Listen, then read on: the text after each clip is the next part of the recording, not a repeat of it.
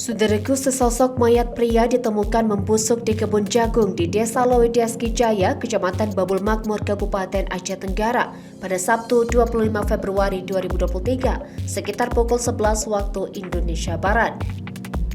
Adapun sesosok mayat itu bernama Henry, 32 tahun, tenaga honorer Desa Lawe Sumur, Kecamatan Babul Rahmah, Kabupaten Aceh Tenggara. Kapolres Aceh Tenggara AKBP Raden Doni Sumarsono SIKMH mengatakan, hari Sabtu tanggal 25 Februari 2023 pukul 11 waktu Indonesia Barat ditemukan mayat di lahan perkebunan jagung milik Lamhot Siregar.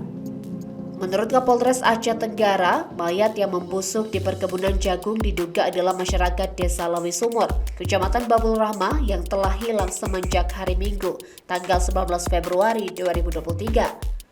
Penemuan mayat tersebut menurut AKBP Raden Doni Sumarsono, saksi Lamhot Siregar mengecek jagung miliknya yang terletak di Desa Lowedeski Jaya, Kecamatan Babul Makmur. Selanjutnya, pada saat Lamhot Siregar mengecek jagung miliknya, ia mencium bau busuk yang sangat menyegarkan dan pada saat itu langsung Lamhot Siregar mencari dari mana asal bau tersebut. Ternyata berada di kebun jagung di mana Lamhot menemukan bahwa ada seorang mayat yang sudah membusuk dan kemudian saudara Lamhot Siregar langsung menemui saksi Ubah Simanjuntak untuk memberitahu tentang penemuan mayat tersebut yang pada saat itu sedang berada di kebunnya yang berada di sebelah lahan jagung saudara Lamhot Siregar, dan selanjutnya saksi melaporkan penemuan tersebut ke pihak berwajib.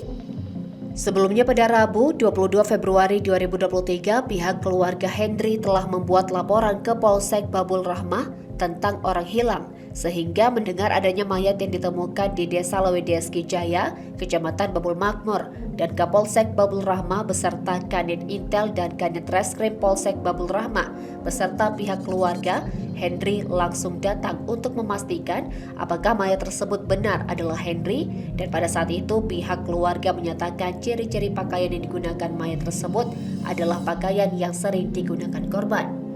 Dari Aceh Tenggara, Asnawi Lui, Tribun Gayo.